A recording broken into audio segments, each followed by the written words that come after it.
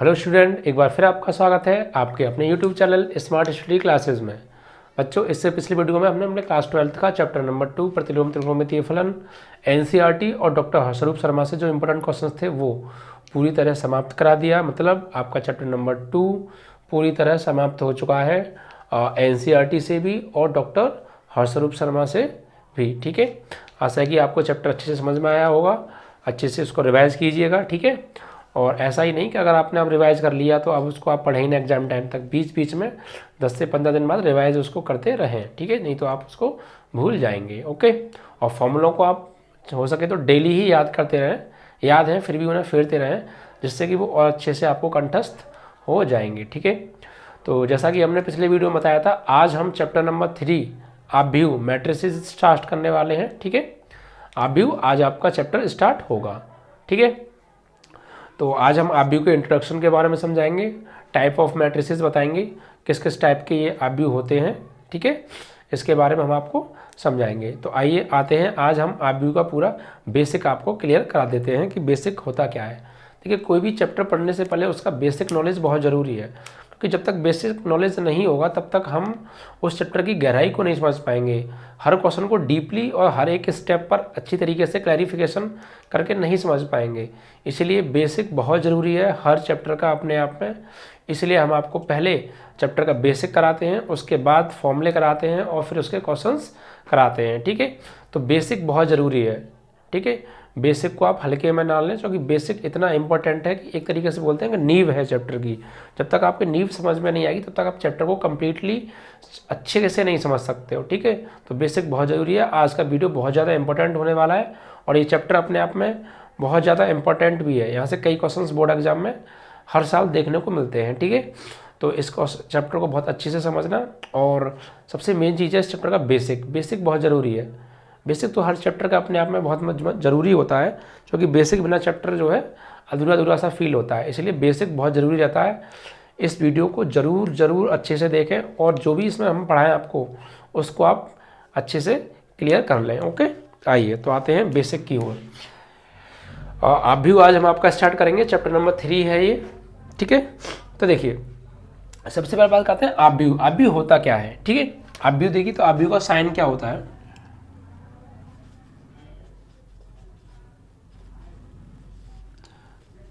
आव्यूह का चिन्ह, आव्यूह का चिन्ह, चिन्ह बोले तो सिंबल। ठीक है, सिंबल क्या होता है ये इस तरीके से, ये आव्यूह का क्या होता है, चिन्ह होता है। ठीक है, जब भी कभी हम आव्यूह बनाएंगे तो उसके अंदर जो अवयव हैं उनको इस तरीके के ब्रैकेट के अंदर लिखेंगे। ये क्या होता है, आव्यूह का चिन्ह। ठीक है, इस आव्यूह में क्या क्या होता है, इसके अंदर पंक्तियां और स्तंभ होते हैं। ठीक है, क्या होता है, पंक्ति और स्तंभ, यानी रो एंड कॉलम्स इसके अंदर निहित होते हैं। ठीक है, अब देखिए बात करें आव्यूह की परिभाषा की। ठीक है, आव्यूह की परिभाषा, डेफिनेशन ऑफ मैट्रिसेस। ठीक है, आव्यूह की परिभाषा क्या होती है, देखिए ध्यान से समझिएगा। देखिए, ऐसा आव्यूह, या हम कह सकते हैं एक ऐसा स्ट्रक्चर, ऐसा स्ट्रक्चर या ऐसा गणितीय स्ट्रक्चर जिसके अंदर आव्यूह और कॉलम निहित हों। ठीक है, ऐसा स्ट्रक्चर, ऐसा ढांचा जिसके अंदर पंक्ति और कॉलम निहित हों।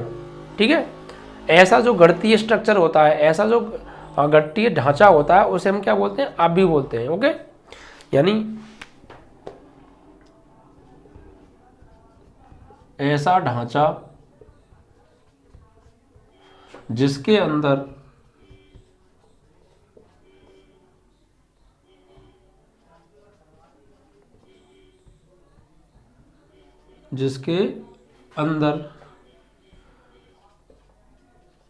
पंक्ति तथा स्तंभ होते हैं।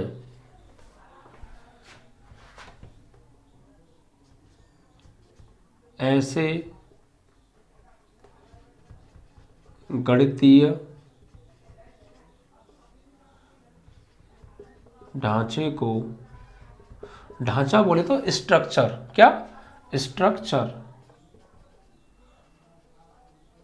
ठीक है। ऐसा गणितीय ढांचे को क्या बोलेंगे हम, आव्यूह कहते हैं, ठीक है।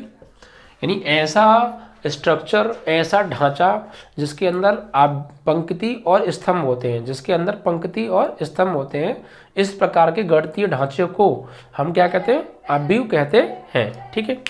ये हो गई इसकी डेफिनेशन। अब देखिए इसके अंदर जैसे मैंने बताया था कि आव्यूह के अंदर पंक्ति होते हैं और स्तंभ होते हैं, तो पंक्ति और स्तंभ किस तरीके से होते हैं वो समझिए। जैसे मान लीजिए ये आपका कोई इस तरीके से आव्यूह को हमने प्रतीक बना दिया। अब इसके अंदर देखिए इस तरीके से जो होती हैं ये होती हैं पंक्तियाँ, क्या होती हैं ये पंक्तियाँ, इन्हें हम पंक्ति बोलते हैं। और इस तरीके से जो होते हैं खड़े हुए,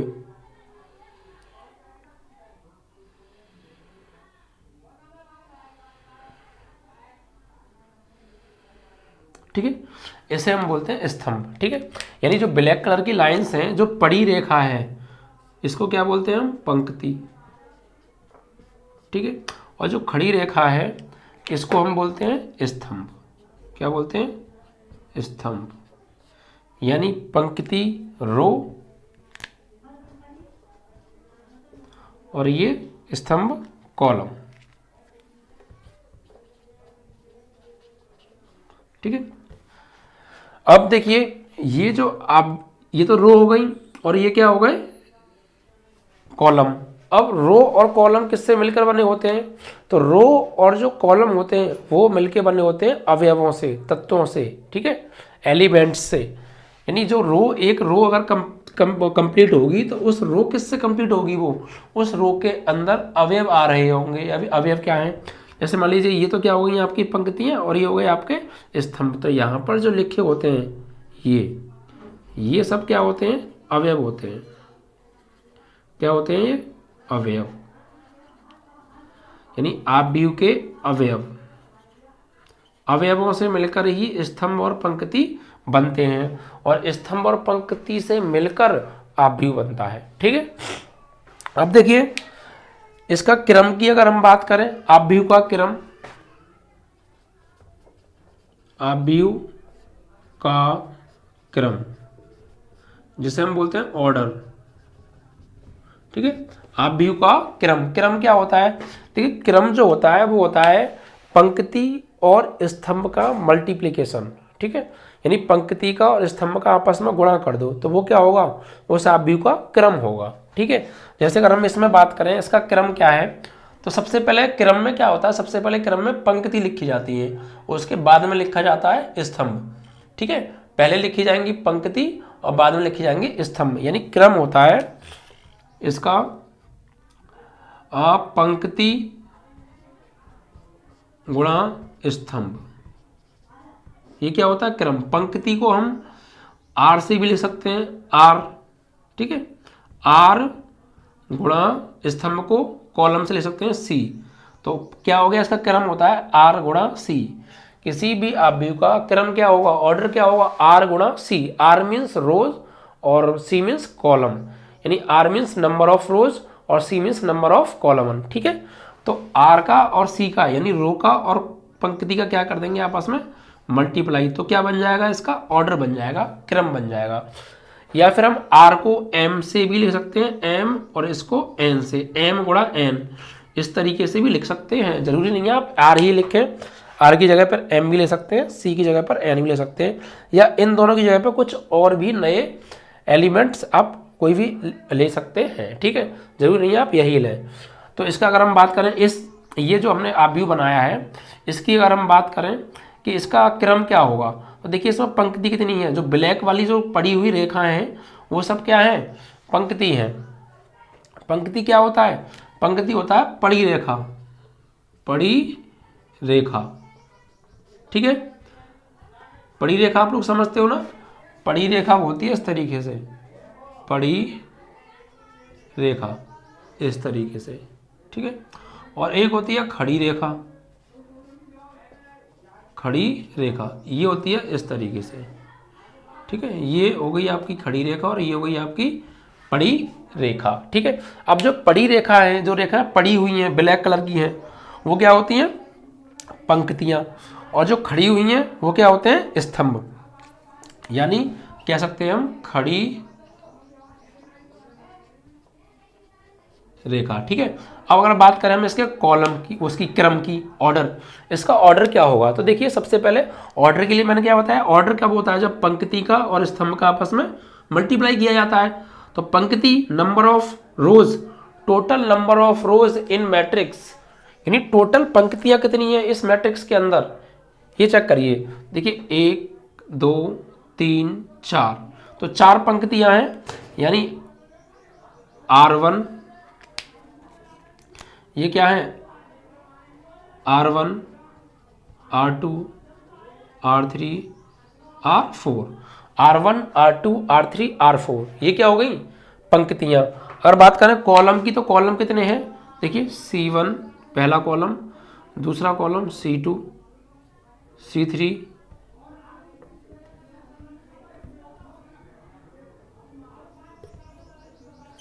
C1 C2 C3 C4, तो 4 रो हैं और 4 ही क्या है इसमें कॉलम, 4 ही तो क्या है पड़ी रेखा और 4 ही इसमें खड़ी रेखा। तो इसका क्रम क्या हो गया, पंक्ति गुणा स्तंभ, तो पंक्ति कितनी है हमारी 4 और इनटू स्तंभ कितने हैं हमारे 4, तो इसका क्रम क्या हो गया 4 गुणा 4, यानी इस आप का ऑर्डर क्या हो गया 4 × 4, ठीक है। जो पहला 4 होता है वो पंक्ति को प्रदर्शित करता है और जो दूसरा 4 होता है वो स्तंभ को प्रदर्शित करता है, ठीक है। तो सबसे पहले हमने क्या समझा, आव्यूह का चिन्ह इस प्रकार का होता है। आव्यूह की डेफिनेशन क्या होती है, ऐसा गणितीय ढांचा जिसके अंदर पंक्ति और स्तंभ होते हैं, ठीक है। उसके बाद हमने देखा कि आव्यूह का क्रम क्या होता है, आव्यूह में पंक्तियां किस टाइप की होती हैं, स्तंभ किस टाइप के होते हैं, तो ये एक आव्यूह का चिन्ह हो गया। और इसके अंदर जो रेखा पड़ी हुई हैं वो क्या कहते हैं, उन्हें कहते हैं पंक्तियां, और जो रेखा खड़ी हुई हैं रेड कलर से उन्हें बोलते हैं हम स्तंभ, ठीक है। तो अब फिर बात करते हैं इसके ऑर्डर की। ऑर्डर क्या होता है, आव्यूह का ऑर्डर होता है पंक्ति गुणा स्तंभ, यानी पंक्ति कितनी है टोटल इस आव्यूह के अंदर 4, तो 4 और गुणा स्तंभ कितने टोटल इसके अंदर 4, तो ये क्या हो गए इसका क्रम हो गया, ठीक है। तो क्रम हम लिख सकते हैं R गुणा C भी लिख सकते हैं, या जैसे यहाँ भी हम लिख सकते हैं, इसका क्रम क्या है M गुणा N, इसका क्रम क्या है M गुणा N, यानी M जितनी इसके अंदर पंक्तियां होंगी वो, और N जितने इसके अंदर स्तंभ होंगे वो, उन दोनों का मल्टीप्लाई क्या होगा क्रम, ठीक है। तो इसी प्रकार यहाँ पे क्रम क्या हो गया 4 गुणा 4, क्रम होता क्या आप ध्यान, R गुणा C भी बोल सकते हैं, रो इंटू कॉलम, या M इंटू N भी बोल सकते हैं, रो को M भी और C को N भी लिख सकते हैं, ठीक है। तो इतनी बात आपको अच्छे से समझ में आई होगी। अब बात करें, अब देखिए जो अभी हम बनाते हैं, ठीक है,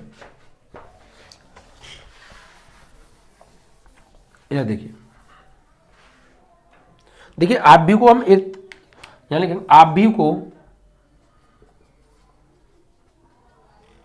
आव्यूह को अंग्रेजी वर्णमाला के बड़े अक्षरों से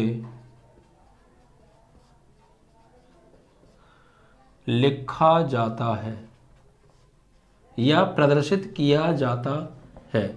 यानी अगर आव्यूह को हम प्रदर्शित करें, आव्यूह को किससे प्रदर्शित करते हैं, जैसे फोर्स होता है, फोर्स को हम F से प्रदर्शित करते हैं, डिनोट करते हैं ना F से। इसी प्रकार वर्क होता है, वर्क को हम W से लिखते हैं। इसी प्रकार अगर हम बात करें कि आव्यूह को किससे लिखा जाता है, ठीक है, आव्यूह को किससे लिखा जाता है, तो आव्यूह को अंग्रेजी वर्णमाला के जो बड़े अक्षर होते हैं, कैपिटल लेटर्स होते हैं ABCD in capital, okay capital, तो उनसे इसको प्रदर्शित किया जाता है। आप A से भी प्रदर्शित करते हैं, कैपिटल A से भी प्रदर्शित कर सकते हैं, कैपिटल B से भी प्रदर्शित कर सकते हैं, या कैपिटल Z से, मीन्स मतलब कोई भी लेटर आप ले सकते हैं, बट वो होना कैपिटल चाहिए, ओके। तो किससे प्रदर्शित करते हैं, अंग्रेजी वर्णमाला के बड़े अक्षरों से। अगर हम बात करेंगे ये एक आव्यूह है, तो इसे हम किससे प्रदर्शित करेंगे A से, यानी A बराबर, ये क्या हो गया मैट्रिक्स। अब जो अंदर आव्यूह के अंदर जो एलिमेंट्स होते हैं, जो तत्व होते हैं उन्हें किससे लिखते हैं? तो आव्यूह के अंदर जो तत्व होते हैं उनको हम अंग्रेजी वर्णमाला के छोटे अक्षरों से प्रदर्शित करते हैं, या कोई भी न्यूमेरिकल नंबर से भी लिख सकते हैं, जैसे 5 लिख दिया, 7 लिख दिया, 9 लिख दिया, या ABC इन स्मॉल, ठीक है, स्मॉल में। तो इससे लिख देता हूं मैं यहाँ पे, आव्यूह के तत्वों को अंग्रेजी वर्णमाला के छोटे अक्षरों या कोई गणितीय संख्या से लिखते हैं, ठीक है। यानी जो आव्यूह के तत्व होंगे उन्हें कैसे लिखेंगे? या तो ABCD के स्मॉल लेटर्स से, ठीक है, या कोई भी गणितीय नंबर हम ले सकते हैं। जैसे बात करें, हम एक आव्यूह बनाना चाहते हैं। देखिए एक तरीका और है, आव्यूह को कैसे प्रदर्शित करते हैं हम? A से मान लीजिए, तो हमारे पास मान लीजिए एक आव्यूह है, और ये जो आव्यूह है ना, इसका जो क्रम है वो मान लीजिए 3 × 3 है। 3 × 3 मीन्स यानी 3 ही तो इसके अंदर रो होंगी, और 3 ही क्या होंगे? कॉलम, ठीक है, 3 ही क्या होंगे? कॉलम। तो अब देखिए बनाना चाहें तो क्या बनाएंगे हम अपनी तरफ से, जैसे A11 बड़ा बना लेते हैं, थोड़ा छोटा पड़ रहा है, 3x3 का बनाना है हमको। तो A11, A12, A13, A21, A22, A23, ठीक है, फिर A31, A32, A33। अब ये क्या है? देखिए थोड़ा टेढ़ा बना है, सही से लिखते हैं। A11, A12, A13, फिर A21, A22, A23, फिर A31, A32,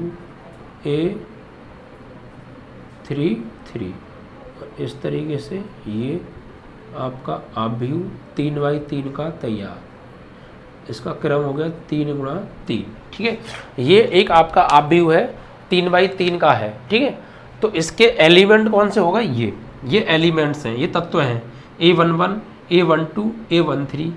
इसी प्रकार A21, A22, A23। इसी प्रकार A31, A32, A33। अब ये 1, 1, 2, 2, 3, 3 ये क्या है? ये सब क्या है? लेकिन देखिए ये भी समझाते हैं, लेकिन उससे पहले समझिए, ये तो आपको पता ही है ना ये क्या है। ये तो रो होती हैं, जो पड़ी हुई लाइन होती हैं वो क्या होती हैं? रोज यानी पंक्ति। तो ये हमारे इसमें कितनी पंक्तियाँ हो गई? R1, ये वाली हो गई R2, और ये वाली हो गई R3। अगर बात करें हम कॉलम की, तो कितने कॉलम होगा इसके अंदर? पहला कॉलम यानी C1, दूसरा कॉलम यानी C2, और ये तीसरा कॉलम यानी C3। तो इसके अंदर 3 रो है, 3 कॉलम है। अगर हम बात करें इसके क्रम की, तो क्रम क्या होगा इसका? जब 3 ही रो है, 3 ही कॉलम है, तो पहले रो लिखेंगे, उसके बाद कॉलम। तो रो 3 × कॉलम 3, यानी 3 × 3 क्या हो गया? इसका क्रम हो गया। और ठीक है, अब बात करें इसमें एलिमेंट। तो देखिए एलिमेंट हमने किस में लिखे हैं? स्मॉल लेटर में, A। अभी 1, 1 क्या है, 1, 2 क्या है, 1, 3 क्या है, ये समझिए। देखिए इसका मतलब ये है, 1, 1 का मतलब ये है, जो पहले वाला 1 है वो प्रदर्शित कर रहा है पंक्ति को। किसको? पंक्ति को। और जो दूसरे वाला 1 है वो प्रदर्शित कर रहा है स्तंभ को। ओके, A11 मतलब पहला 1 पंक्ति और दूसरा 1 स्तंभ। इसी प्रकार अगर हम यहाँ पे बात करें 1, 2, तो जो पहला 1 है, पहले वाली जो संख्या है वो प्रदर्शित करेगी पंक्ति को, और जो दूसरी वाली संख्या है 2 वो प्रदर्शित करता है स्तंभ को। तो पहली पंक्ति और दूसरा स्तंभ, इसका मतलब ये हो गया। इसी प्रकार यहाँ पहली पंक्ति और तीसरा स्तंभ। यहाँ पर अगर हम बात करें तो ये दूसरी पंक्ति पहला स्तंभ, दूसरी पंक्ति दूसरा स्तंभ, दूसरी पंक्ति तीसरा स्तंभ। इसी प्रकार तीसरी पंक्ति पहला स्तंभ, तीसरी पंक्ति दूसरा स्तंभ, तीसरी पंक्ति तीसरा स्तंभ। मतलब जो पहले वाली संख्या है वो तो पंक्ति को प्रदर्शित करेगी, और जो दूसरी वाली संख्या है वो प्रदर्शित करेगी आपके स्तंभ को। ठीक है, इसका मतलब ये हो गया पहली, ये जो एलिमेंट है, ये जो तत्व है A11, ये कौन सा तत्व है इस आव्यूह का, ये कौन सा तत्व है, तो ये जो तत्व है ये पहली पंक्ति में आ रहा है और पहले ही स्तंभ में आ रहा है। इसका मतलब ये हो गया A11 का मीन्स हो गया कि ये पहले जो 1 लिखा है मतलब ये पहली पंक्ति में आ रहा है। ठीक है, और दूसरा जो 1 लिखा है और ये पहले ही स्तंभ में आ रहा है, यानी पहली ही पंक्ति में और पहले ही स्तंभ में ये तत्व आ रहा है। अगर बात करें और देख भी लीजिए आप, ये पहली पंक्ति हो गई, पहली पंक्ति में ही आ रहा है, और ये पहला स्तंभ हो गया तो पहले स्तंभ में तो आ रहा है। ठीक है, इसकी बात करें A12 तो पहला 1, ये 1 किसको दिखा रहा है, पंक्ति को, यानी ये पहली पंक्ति में आ रहा है तो पहली में ही आ रहा है। और 2 मतलब हो गया स्तंभ, यानी दूसरा स्तंभ, और दूसरे स्तंभ में आ रहा है। तो देख लीजिए पहली पंक्ति में आ रहा है ये वाला तत्व और दूसरे स्तंभ में आ रहा है, तो इसका मतलब हो गया 1 2, A12 मीन्स पहली पंक्ति और दूसरे स्तंभ का ये अवयव है। ठीक है, इसी प्रकार हम बात करें यहाँ पे मान लीजिए 2 2, तो इसका पहली दूसरी पंक्ति में आ रहा है, दूसरे ही स्तंभ में आ रहा है। ये देख लीजिए आप, दूसरी पंक्ति में ही तो आ रहा है ये वाला तत्व और दूसरे ही स्तंभ में आ रहा है। सही है, तो इसका मतलब इससे ये मालूम पड़ता है कि ये जो एलिमेंट है किस रो के अंतर्गत है और किस स्तंभ के अंतर्गत है। ठीक है, अगर हम बात करें A32 का तो 3 में से हो गया पंक्ति, यानी तीसरी पंक्ति, तो पहली पंक्ति, दूसरी पंक्ति और ये तीसरी पंक्ति, तो ये जो एलिमेंट है ये तीसरी पंक्ति में आ रहा है A32। 3 मतलब जो पहले नंबर होता है वो मैंने बताया पंक्ति को दिखाता है, तो ये मतलब तीसरी पंक्ति में आ रहा है, और 2 मतलब दूसरा स्तंभ, यानी दूसरे स्तंभ में आ रहा है। ठीक है, तीसरी पंक्ति और दूसरा स्तंभ, 32 मीन्स तीसरी पंक्ति और दूसरा स्तंभ, और उसी में आ रहा है।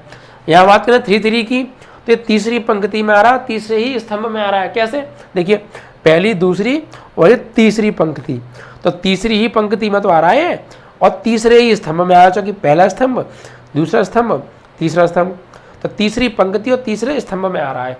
इसका मतलब हो गया A33। ठीक है, तो ये बात आपको अच्छे से क्लियर हो गई होगी कि A11 क्या होता है, A12 क्या होता है, या A33 क्या होता है, या A32 क्या होता है। ठीक है, ये होती है पोजीशन ऑफ एलिमेंट, यानी एलिमेंट किस पंक्ति और किस स्तंभ में निहित है। ठीक है, तो ये हो गया। या फिर हम और भी आव्यूह बना के लिख सकते हैं इस तरीके से, ये तो हमने एक उसमें लिख दिया। अगर आप नंबर का कोई आव्यूह बनाना चाहें तो इस तरीके से 2 1 3 -4 5 1 6 1 2, तो ये भी क्या है, एक आव्यूह है। कितनी पंक्तियाँ, 1 2 3, और कितने स्तंभ में, 1 2 3। ठीक है, तो ये क्या होगा हमारा जो 2 है, ये क्या होगा, देखिए ये होगा हमारा पहला A11। क्या है A11, ये तो है, क्योंकि ये A11 मीन्स पहली पंक्ति में आ रहा हो और पहले स्तंभ में आ रहा हो, तो ये पहली ही पंक्ति में आ रहा है, पहले स्तंभ में आ रहा है। इसका मतलब ये जो 2 है A11 वाला एलिमेंट हो गया। इसी प्रकार ये A22 वाला हो गया, ये A23 वाला हो गया, यानी सॉरी 2 नहीं 1 2, ये 1 2 हो गया और ये 1 3 हो गया। मतलब पहली पंक्ति में आ रहा है, दूसरे स्तंभ में, ये पहली पंक्ति में आ रहा है, दूसरे तीसरे स्तंभ में आ रहा है। इसी प्रकार ये हो जाएगा A22 A21 A22 A23, ये A31 A32 और A33। ठीक है, इस तरीके से हम इनको बता सकते हैं, क्लियर कर सकते हैं। ओके, अब देखिए बात करते हैं कि अवयवों की संख्या कैसे ज्ञात करेंगे। हम ये कैसे पता करेंगे कि किस आव्यूह के अंदर कितने अवयव हैं, किस आव्यूह के अंदर कितने अवयव हैं। Total number of element in matrices.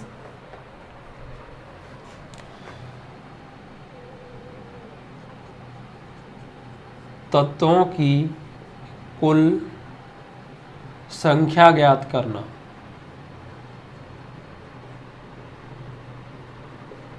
यानी आव्यूह के अंदर कुल कितने तत्व हैं, हम ये कैसे पता करेंगे। ठीक है, तो ये डिपेंड करता है उसके ऑर्डर के ऊपर। अगर हमें उस आव्यूह का ऑर्डर पता है उसका क्रम पता है कि उसके अंदर कितनी पंक्तियां हैं और कितने कॉलम हैं, तो हम आसानी से उसके अंदर तत्वों की संख्या का भी पता लगा सकते हैं। ठीक है, अगर हमें कुल पंक्ति पता है, आव्यूह के अंदर कितनी पंक्तियां हैं, और कुल स्तंभ पता है उसके अंदर कुल कितने स्तंभ हैं, तो इसकी सहायता से फिर हम आसानी से उस आव्यूह के अंदर कितने तत्व हैं उन तत्वों का भी पता लगा सकते हैं। कैसे, आइए देखते हैं। जैसे मान लीजिए हमारे पास एक आव्यूह है और ये जो आव्यूह है ये 3 गुणा 2 का है, यानी कोई नंबर लिख देते हैं A B C D A B C D E F, ये हमारे पास आव्यूह है। अब इसके अंदर टोटल एलिमेंट हमको पता करना है, तो एक तो तरीका है गिन लो 1 2 3 4 5 6, लेकिन अगर बड़ा आव्यूह हुआ तो हम ऐसे थोड़ी गिनेंगे, और ना हम ऐसे एग्जाम में लिख कर आएंगे कि इसका कुल अवयव इतने हैं। क्रम निकालेंगे, पहले क्रम का मल्टीप्लाई करके दिखाएंगे, तब टोटल एलिमेंट आएंगे। अब बात करें, ये हमारे पास एक आव्यूह है, ठीक है, तो इसका क्रम क्या है, तो क्रम देखिए इसका कितना है, तो क्रम क्या होता है, पंक्ति गुणा स्तंभ। तो पंक्ति कितनी है इसके अंदर, 1 2 3, तो 3 पंक्ति गुणा स्तंभ कितने हैं इसके अंदर, तो 1 2 स्तंभ में, तो इसका क्रम क्या हो गया, इस आव्यूह का क्रम हो गया 3 गुणा 2, ऑर्डर क्या हो गया 3 × 2, यानी 3 पंक्ति और 2 स्तंभ। अब बात करें क्रम, तो क्रम तो हो गया इसका कितना 3 गुणा 2। अब बात करें कुल अवयव या इनको तत्व भी कह सकते हैं, कुल कितने तत्व हैं या कुल कितने अवयव हैं इसके अंदर। ठीक है, तो देखिए अवयव क्या होता है, अवयव होता है R गुणा C या M गुणा N, इन दोनों में से आप कोई सा एक यूज कर सकते हैं, या तो इसको यूज कर लें या इसको। ठीक है, ज़्यादातर NCERT बुक्स में M गुणा N होता है, लेकिन मैं पहले ही आपको क्लियर कर चुका हूँ, M कोई ये नहीं है कि लिख गया कि अब M ही लेना है, नहीं, आप छोटा इंटू बड़ा आ भी ले सकते हो, ठीक है, आप C × D भी ले सकते हो, कुछ भी ले सकते हो, प्रदर्शित कर रहे हैं आप। ओके, तो देखिए अब देखिए कुल अवयव कैसे निकालेंगे, पंक्ति का और स्तंभ का आपस में मल्टीप्लाई करने के बाद जो नंबर मिलेगा वो होंगे टोटल तत्व आव्यूह के अंदर। ठीक है, जैसे तो अभी हम यहाँ पे बात करें तो कितनी रो है हमारी 3, और कॉलम कितने हैं इसके 2, तो गुणा करके कितना आएगा 3 दूनी 6, तो 6 इसके अंदर कुल अवयव हैं। ठीक है, और आपने काउंट भी किया 3 और 3 6 हो गए। तो अगर हमसे पूछें कि ऑर्डर क्या है, तो ऑर्डर हम किस तरीके से लिखेंगे, इस तरीके से क्रम। ठीक है, अगर पूछें कुल अवयव कितने हैं, तो हम अवयव किस तरीके से ज्ञात करेंगे, इस तरीके से कुल अवयव बराबर R गुणा C, यानी रो इंटू कॉलम, तो रो कितने हैं वो लिख दीजिए और कॉलम कितने हैं वो लिख दीजिए, उनका मल्टीप्लाई करके जो नंबर आएगा वो क्या होंगे, एक आव्यूह के कुल तत्वों की संख्या होगी। ठीक है, तो तत्व निकालना आप सीख गए, किसी तरीके से तत्व कैसे निकालते हैं। इसी तरीके से अगर हम बात करें यहाँ पर देखिए इस वाले में कितने एलिमेंट हैं, तो 3 गुणा 3 और 3 3 कितना हो गए 9, तो 9 तत्व हैं, 1 2 3 4 5 6 7 8 9, 9 ही आ रहा है। ठीक है, तो किसी भी आव्यूह में कुल तत्वों की संख्या अगर आपको ज्ञात करनी है तो उसकी कुल पंक्ति का गुणा कर दीजिए कुल स्तंभों की संख्या में, और गुणा करने के बाद जो एक आपको नंबर प्राप्त होगा वो टोटल तत्व होंगे उस आव्यूह के अंदर। ठीक है, तो आप यहाँ पर क्या सीखे, आव्यूह का प्रतीक सीखे, आव्यूह क्या होता है, डेफिनेशन ऑफ मैट्रिसेस सीखे। ठीक है, उस डेफिनेशन के उस आव्यूह के अंदर पंक्ति कैसे लिखते हैं, कॉलम कैसे लिखते हैं। ठीक है, आव्यूह को किससे हम प्रदर्शित करते हैं वो आपने सीखा, आव्यूह के अंदर जो तत्व होते हैं वो कहाँ होते हैं, उनको किससे लिखते हैं ये आपने सीखा, टोटल तत्वों की संख्या कैसे निकालते हैं आपने ये अभी तक सीखा। ठीक है,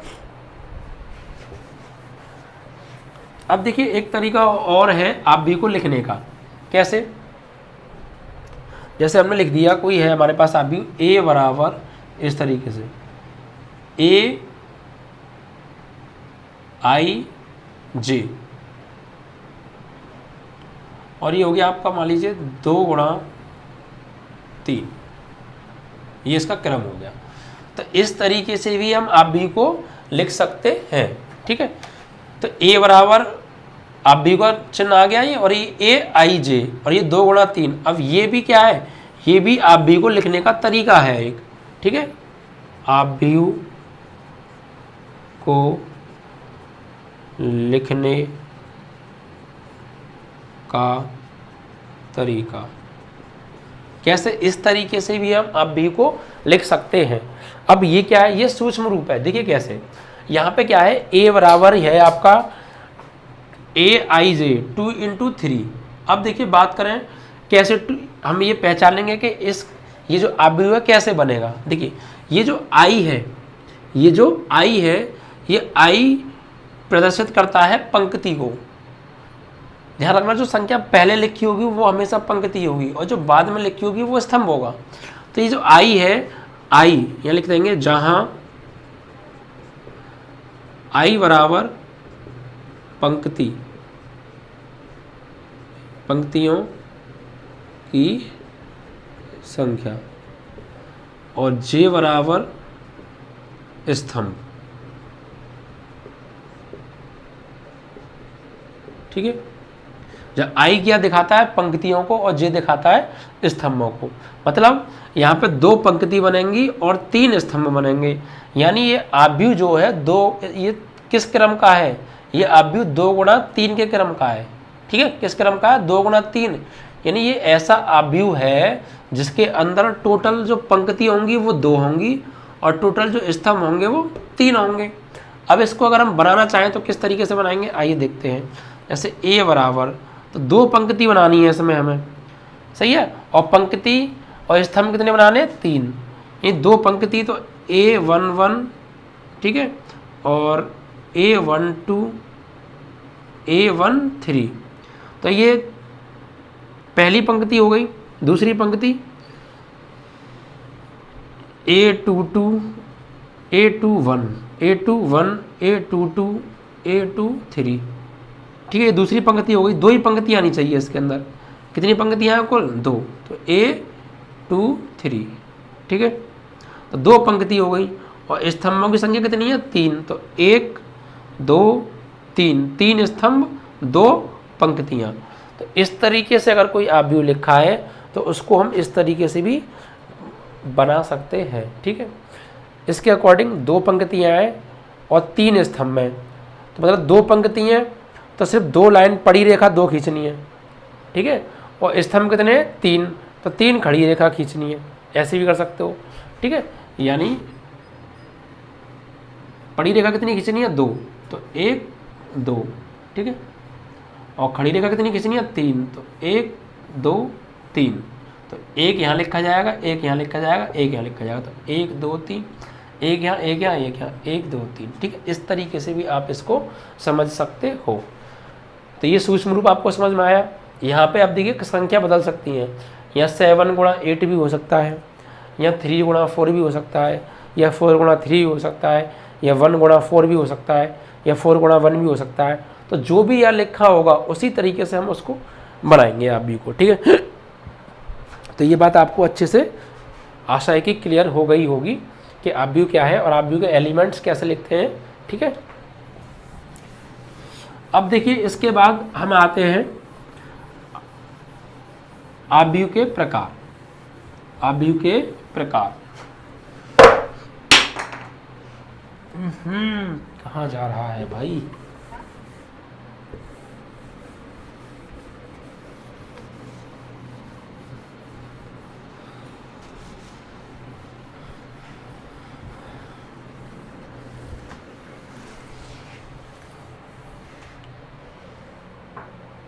अब देखिए बात करते हैं आव्यूह के प्रकार।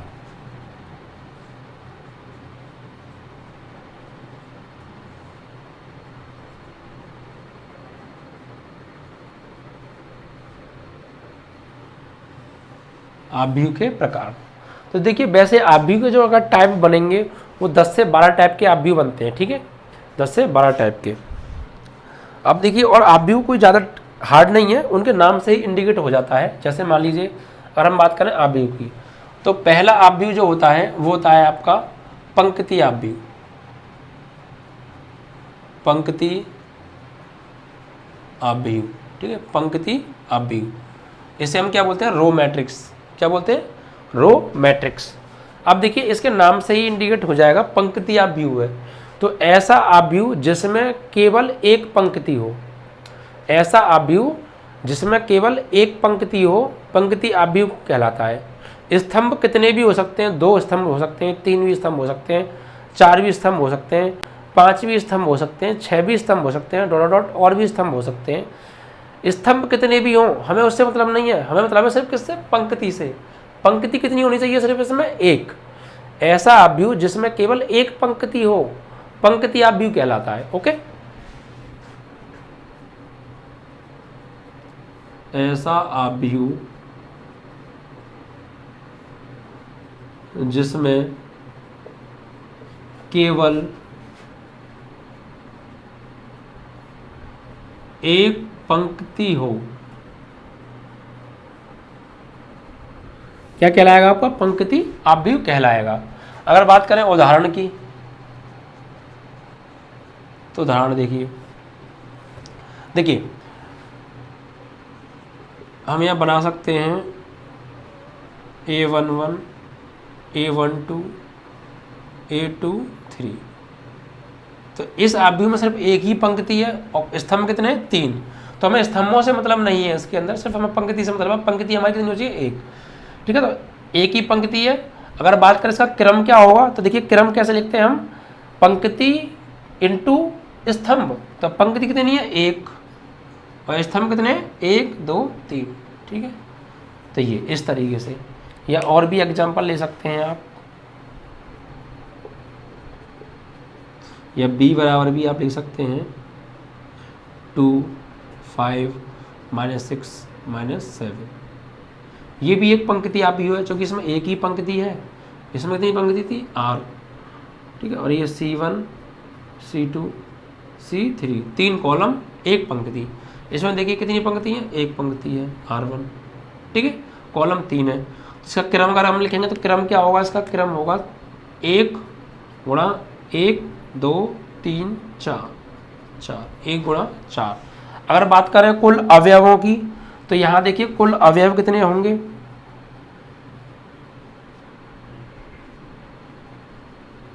ये क्या हो गया, ये तो क्रम हो गया ना, ये क्या हो गया, ऑर्डर हो गया। अगर बात करें हम कितने अवयव होंगे, तो इसका मल्टीप्लाई कर दीजिए, 1 × 3 = 4। कितने अवयव हो गए, 4। इसी प्रकार यहाँ पर अगर बात करें कुल अवयव कैसे निकालेंगे, तो बस करना क्या है, पंक्ति और स्तंभ का क्या कर दो, मल्टीप्लाई, यानी 1 × 4 बराबर 4 अवयव। ठीक है, इस तरीके से, सॉरी यहाँ 1 × 3 बराबर 3 आएगा प्यारे। ओके, तो ये आप समझ गए, पंक्ति आव्यूह, ऐसा आव्यूह जिसमें केवल एक पंक्ति होती है, एक ही पंक्ति है, एक ही पंक्ति है। स्तंभ कितने भी हो सकते हैं, कोई टेंशन नहीं है। ठीक है, इसके बाद दूसरा होगा आपका स्तंभ आव्यूह।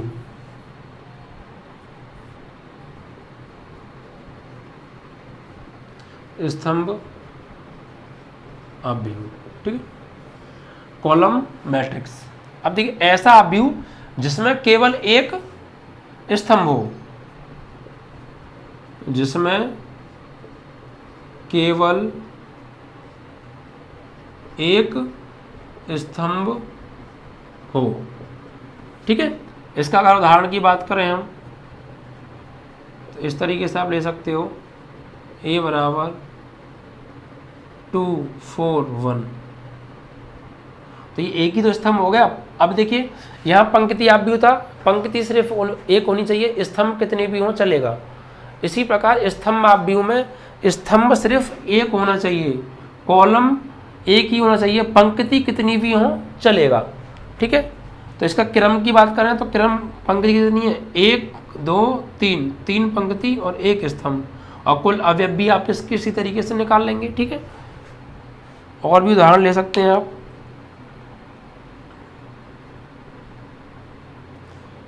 -2/3 -4/3 5। ठीक है, इसमें कितनी वो है, स्तंभ 1 है और पंक्तियां 3 है, या 4 का भी आप बना सकते हैं।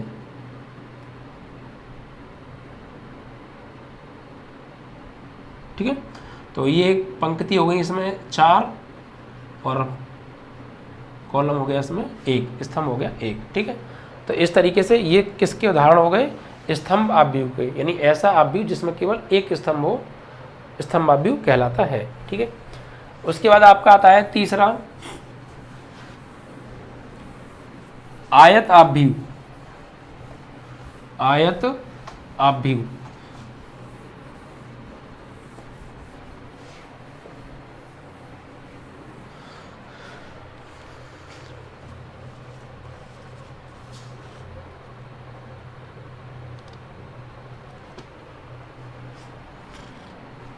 आयत आव्यूह, जैसे हम क्षैतिज आव्यूह भी लिख सकते हैं, क्षैतिज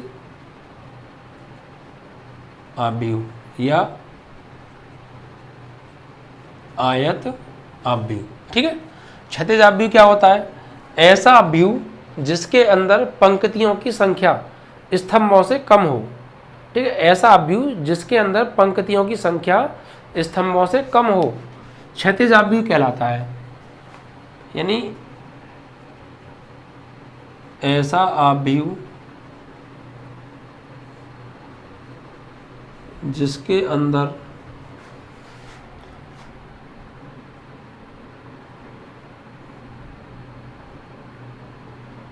पंक्तियों की संख्या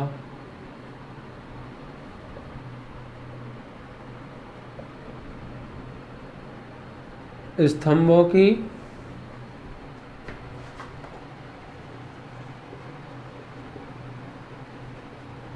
संख्या से कम हो। ठीक है, ऐसा आव्यूह जिसके अंदर पंक्तियों की संख्या स्तंभों की संख्या से कम हो, यानी पंक्ति कम होनी चाहिए और उनसे स्तंभों की संख्या ज्यादा होनी चाहिए, तो वो आव्यूह कौन सा कहलाएगा? आपका क्षैतिज आव्यूह कहलाएगा या आयत आव्यूह कहलाएगा। उदाहरण देखिए, जैसे ए बराबर, पंक्तियां आपको हमेशा क्या रखनी है? इसमें कम रखनी है। 2 4 6 7 9 -2 -1 3 0 6 1 2, ये हमने एक आव्यूह तैयार कर दिया। देखिए इसके अंदर कितनी पंक्तियां हैं? 1 2 3, 3 पंक्तियां हैं। और स्तंभ कितने हैं? 1 2 3 4, 4 स्तंभ हैं। मतलब पंक्ति, यानी हम यहाँ ये भी लिख सकते हैं शॉर्ट में, यानी आर जो है वो कम होना चाहिए किससे? सी से, या एम जो है वो कम होना चाहिए किससे? सी से। ठीक है, इस तरीके से भी इसको हम लिख सकते हैं। ठीक है, तो यहाँ देखिए, अगर हम बात करें क्रम की तो कितनी रो है? 1 2 3, 3 रो हैं इसके अंदर। और कॉलम की बात करें 1 2 3 4, तो 4 कॉलम है, तो ये कम होने चाहिए। ठीक है, ये क्या होनी चाहिए? कम, और ये ज्यादा। ठीक है, तो ऐसा आव्यूह क्या कहलाएगा? आपका पंक्ति आव्यूह कहलाएगा। और भी आप आव्यूह बना सकते हैं, 2 गुणा 5 का बना सकते हैं, 1 गुणा 3 का भी बना सकते हैं, 4 गुणा 8 का भी बना सकते हैं। ठीक है, कितने का भी आप बना सकते हैं। एक और अगर आप लेना चाहें तो b बराबर 1 2 3, नहीं 1 2 3, यहाँ देखिए एक पंक्ति और 3 स्तंभ, 1 गुणा 3, तो पंक्ति की संख्या क्या है? कम है, तो ये भी क्या हो गया? एक क्षैतिज आव्यूह कहलाएगा। और ये वैसे पंक्ति आव्यूह की डेफिनेशन भी मैंने कराई थी, पंक्ति आव्यूह भी है जिसमें केवल एक पंक्ति हो, और इसे हम क्षैतिज आव्यूह भी कह सकते हैं क्योंकि इसमें एक ही पंक्ति है और 3 स्तंभ है, मतलब यहाँ पंक्तियों की संख्या स्तंभों से कम है। तो इस तरीके से भी हम कह सकते हैं कि जो हमारा पंक्ति आव्यूह था वो हमारा क्षैतिज आव्यूह भी होता है। क्यों? क्योंकि हमें तो यहाँ किससे मतलब है? यहाँ जो हमें मतलब है वो सिर्फ पंक्ति की संख्या से मतलब है। पंक्ति की संख्या स्तंभ से कम होनी चाहिए। ठीक है, तो पंक्ति की संख्या स्तंभ से कम है, तो फिर ये कैसा आव्यूह बन गया? क्षैतिज आव्यूह बन गया। और ये उदाहरण पंक्ति आव्यूह का भी हो गया। क्यों? क्योंकि ऐसा आव्यूह जिसमें केवल एक पंक्ति हो, तो एक ही तो पंक्ति है। ठीक, जिसे हम क्षैतिज आव्यूह भी कह सकते हैं और पंक्ति आव्यूह भी कह सकते हैं। ठीक है, इसके बाद आपका चौथा आता है ऊर्ध्वाधर आव्यूह। वो इसका जस्ट अपोजिट है। इसमें क्या था? इसमें हमारी पंक्ति की संख्या स्तंभों से क्या थी? कम थी। उसमें उल्टा हो जाएगा।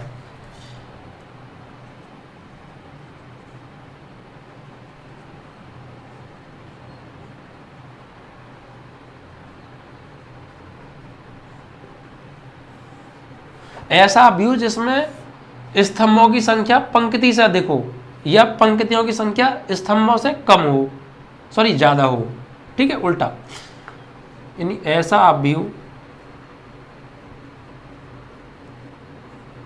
जिसमें पंक्तियों की संख्या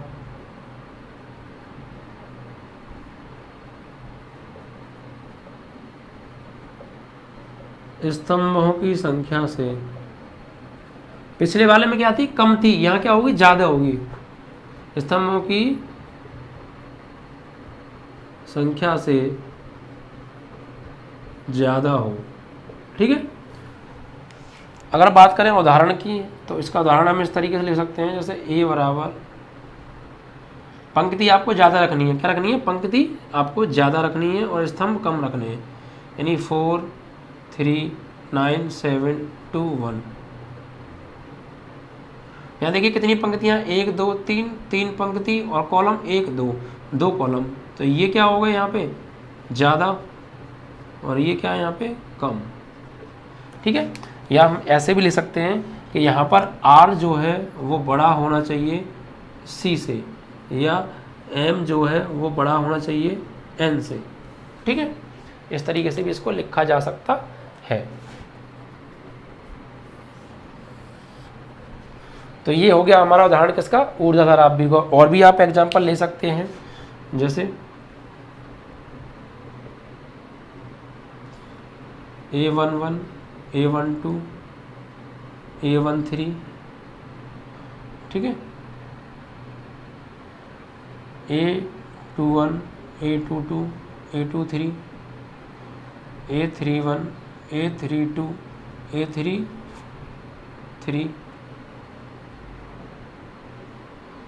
A41 A42 A43।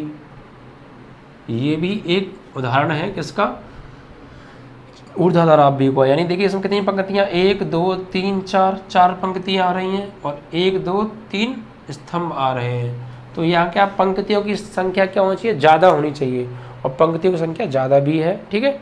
तो ये उदाहरण हो गया हमारा ऊर्ध्वाधर आव्यूह का। तो ये कौन सा हमारा था, चौथे वाला, ठीक है। अब आएगा आपका पाँचवा कौन सा है, देखिए ये वो आपका वर्ग आव्यूह। अब देखिए वर्ग आपको, अगर आपने छोटी क्लासेस में वर्ग को आपने अच्छे से पढ़ा हो तो आप समझ गए होंगे वर्ग आव्यूह की डेफिनेशन क्या हो सकती है, ठीक है। वर्ग में क्या होता है, लंबाई और चौड़ाई क्या होती हैं, समान होती हैं, ठीक है। वर्ग में क्या होता है, लंबाई चौड़ाई क्या होती हैं, समान होती हैं वर्ग की, क्या लिखेंगे, वर्ग आव्यूह, ठीक है। स्क्वायर मैट्रिक्स, इसमें क्या होगा, जिसमें पंक्ति व स्तंभों की संख्या बराबर हो वर्ग आव्यूह कहलाता है। जैसे जितनी इसके अंदर रो हैं उतने ही कॉलम होने चाहिए, ठीक है। यानी R बराबर C या M बराबर N, ठीक है, इस तरीके से तो बना सकते हैं हम यहाँ पर 2 4 5 6। ये क्या है, एक वर्ग आव्यूह है और इसका क्रम क्या होगा, 2 गुणा 2, ठीक है। या इस तरीके से भी हम और बना सकते हैं,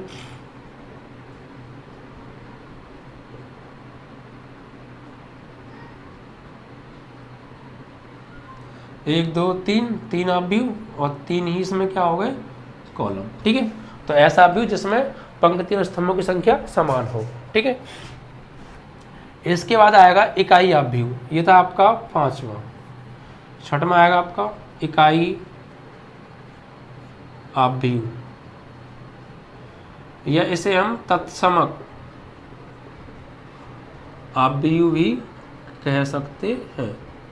तत्समक आव्यूह, इकाई आव्यूह या तत्समक आव्यूह। अब देखिए इकाई से आप नाम से ही पता कर लेंगे, इकाई मीन्स क्या होता है, यूनिट मतलब 1, इकाई मतलब 1, ठीक है। तो ऐसा वर्ग आव्यूह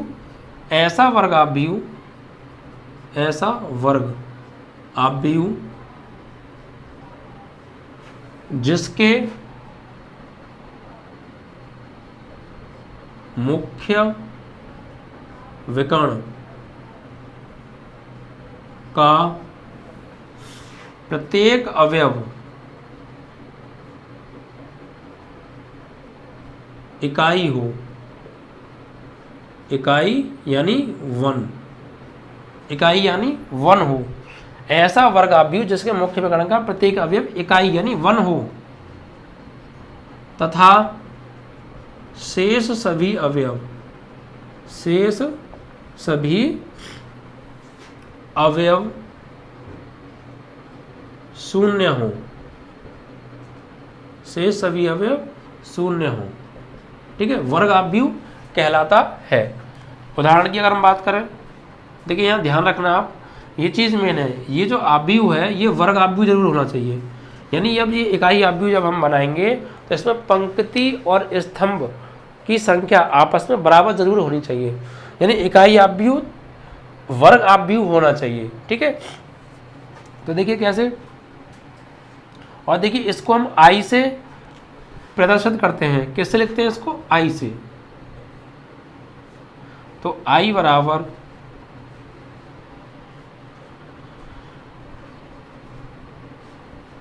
1 0 0 0 1 0 0 0 1। तो ये कौन सा आव्यूह हो गया, आपका इकाई आव्यूह हो गया। क्यों, देखिए मुख्य विकर्ण क्या होता है, सबसे पहले ऐसा वर्ग आव्यूह, तो क्या वर्ग आव्यूह है 1 2 3 1 2 3, तो वर्ग तो है क्योंकि रो और कॉलम आपस में बराबर है, जिसके मुख्य विकर्ण। और मुख्य विकर्ण कौन सा होता है, किसी भी वर्ग के अंदर दो विकर्ण होते हैं। ठीक है, एक तो देखिए ये वाला, और इसी को हम क्या बोलते हैं, मुख्य विकर्ण। क्या बोलते हैं इसे हम, मुख्य विकर्ण बोला जाता है ये।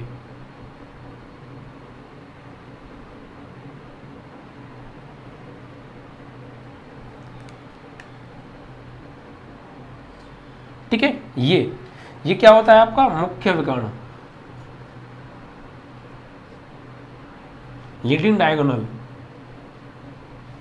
Leading diagonal. ठीक है, तो इसमें डेफिनेशन क्या है, ऐसा वर्ग आव्यूह, तो वर्ग आव्यूह है जिसके मुख्य विकर्ण का प्रत्येक अवयव इकाई हो यानी वन हो, और शेष जो सभी अवयव हैं वो क्या हो, शून्य हो। ठीक है, तो ऐसा आव्यूह कौन सा आव्यूह कहलाता है, आपका इकाई आव्यूह। ठीक है, ये इसका क्रम की बात करें तो 3 गुणा 3 हो गया इसका क्रम, या 2 गुणा 2 का भी बना सकते हैं हम, 1 0 0 1। तो इसका भी देखिए मुख्य विकर्ण, मुख्य विकर्ण का प्रत्येक अवयव क्या आ रहा है, 1 आ रहा है, और बाकी शेष अवयव क्या आ रहा है, 0 आ रहे हैं। तो ऐसा वर्ग आव्यूह जिसका मुख्य विकर्ण का प्रत्येक अवयव तो 1 हो और बाकी शेष सभी अवयव क्या हो, शून्य हो, तो कौन सा आव्यूह कहलाएगा आपका, इकाई आव्यूह। ठीक है,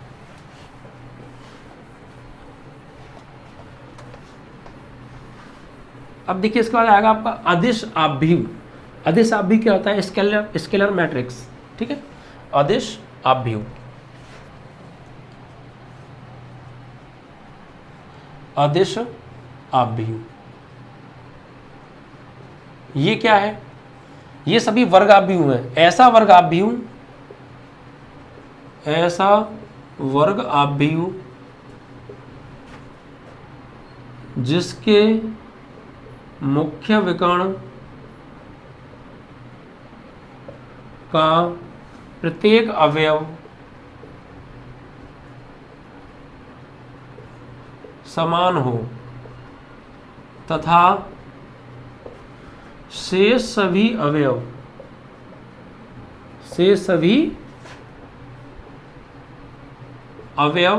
शून्य हो, ठीक है। यानी ऐसा वर्ग आव्यूह, ऐसा वर्ग आव्यूह होना चाहिए जिसके मुख्य विकर्ण का जो प्रत्येक अवयव है, एवरी एलिमेंट समान होना चाहिए। क्या होना चाहिए, समान होने को चाहे कुछ भी हो, 0 को छोड़कर 2 हो सकता है, 3 हो सकता है, 9 हो सकता है, लेकिन अगर मुख्य विकर्ण में अगर 2 आ रहा है तो फिर 2 2 ही आने चाहिए। अगर मुख्य विकर्ण में 3 आ रहा है तो 3 3 ही आने चाहिए, और बाकी जो शेष अवयव हैं वो सब शून्य होने चाहिए।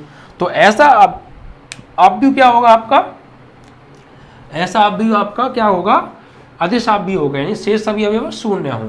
ठीक है, उदाहरण की अगर हम बात करें देखिए पहले तो ये कंडीशन आप ध्यान रखें, ये वर्ग आप भी होना आवश्यक है, यानी पंक्ति और स्तंभ बराबर बनाने पड़ेंगे हमें, ठीक है। यानी 5 0 0 0 5 0 0 0 5, तो क्या ये वर्ग आप भी है क्योंकि 3 ही रो हैं, 3 ही इसमें क्या है कॉलम, तो पहली शर्त वर्ग आप भी है। फिर मुख्य विकर्ण का प्रत्येक अवयव समान होना चाहिए। देखिए मुख्य विकर्ण कौन सा है हमारा, ये रहा, इसका जो प्रत्येक अवयव है वो समान है, समान मतलब 5 लिखा है, तो फिर 5 ही लिखा जाएगा यहाँ पे सभी अवयवों को, ठीक है। तो ये क्या है, मुख्य विकर्ण का प्रत्येक अवयव क्या है, समान है, प्रत्येक अवयव समान, ठीक है। और शेष सभी अवयव क्या है, 0, तथा शेष सभी अवयव 0 हो तो 0 है, ठीक है। तो ऐसा वर्ग आप भी हो जिसके मुख्य विकर्ण का प्रत्येक अवयव समान हो और शेष सभी अवयव 0 हो। अब देखिए यहाँ 5 आ रहा है, आप 5 की जगह पे यहाँ पे 1 1 1 भी ले सकते हैं, क्योंकि समान तो हो गया ना। 3 3 3 भी ले सकते हैं, -5 -5 -5 ले सकते हैं, -10 -10 यानी कुछ भी ले सकते हो यहाँ पर, ठीक है। लेकिन होना क्या चाहिए, समान होना चाहिए और 0 को छोड़ के, ओके। तो ये कौन सा हो गया आपका, अदिश आव्यूह, ठीक है। कंफ्यूजन बहुत रहता है, इकाई आव्यूह, अदिश आव्यूह और एक आव्यूह और लिखने जा रहा हूं मैं अभी, विकर्ण आव्यूह, डायगोनल मैट्रिक्स, इन तीनों में कंफ्यूजन बहुत रहता है। तो आप देखिए डेफिनेशंस को बहुत बारीकी से मैंने लिखा है और जितना जरूरत है सिर्फ उतना ही लिखा है, इसलिए आप जो चीज़ मेन है ना मैंने अंडरलाइन किया, उस चीज़ को आप फोकस रखें।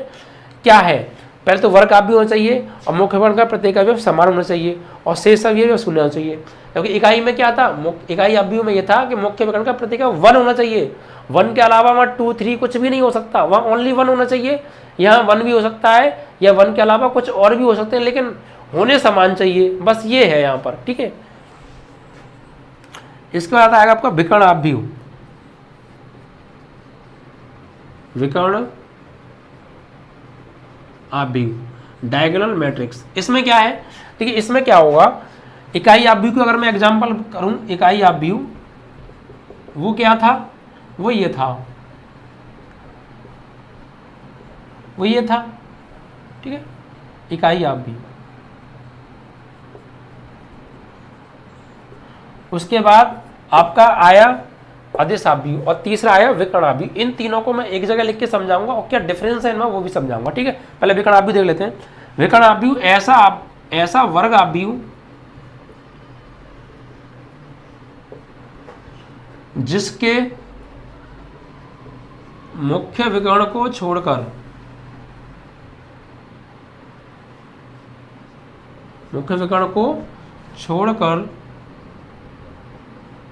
शेष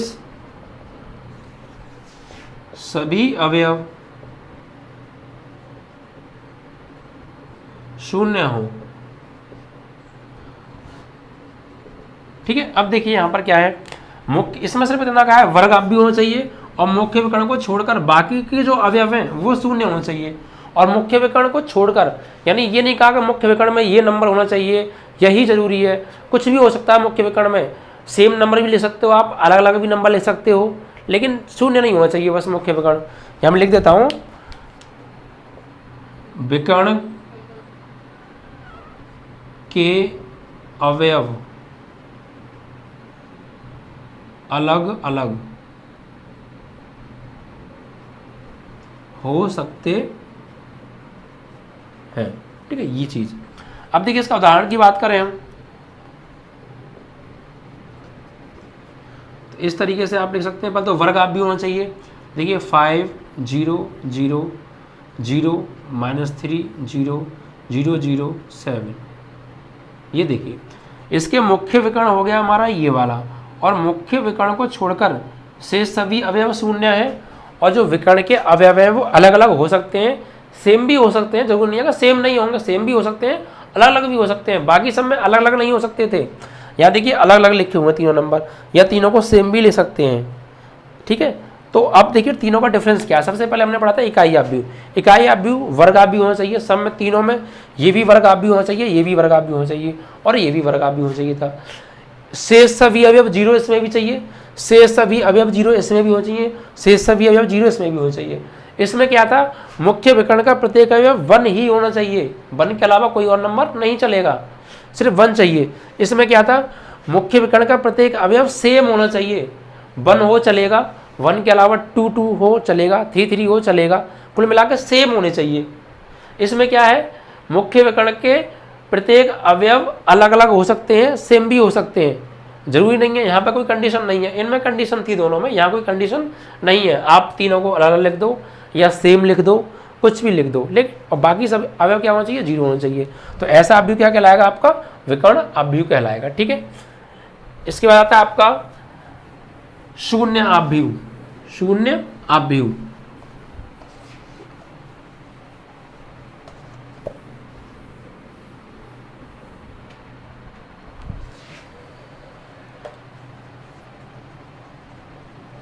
शून्य अवयव, अब देखिए जीरो मैट्रिक्स, इसमें क्या है, ऐसा अवयव, इसमें वर्ग होना जरूरी नहीं है, वर्ग हो तो भी चलेगा और वर्ग अवयव ना हो तब भी चलेगा। तो ऐसा अवयव जिसका प्रत्येक अवयव शून्य हो, जिसका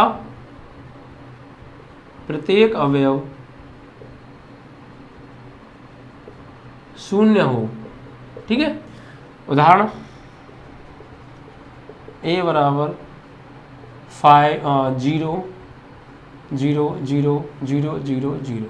ठीक है, क्रम 2 गुणा 3, प्रत्येक अवयव 0 है, या फिर और भी ले सकते हैं 0 0 0 0 0 0 0 0 0, मतलब जितने भी एलिमेंट इसके अंदर होंगे वो सब क्या होंगे, 0 होंगे। ठीक है, तो ऐसा अवयव क्या कहलाएगा, आपका शून्य अवयव कहलाएगा। ठीक है।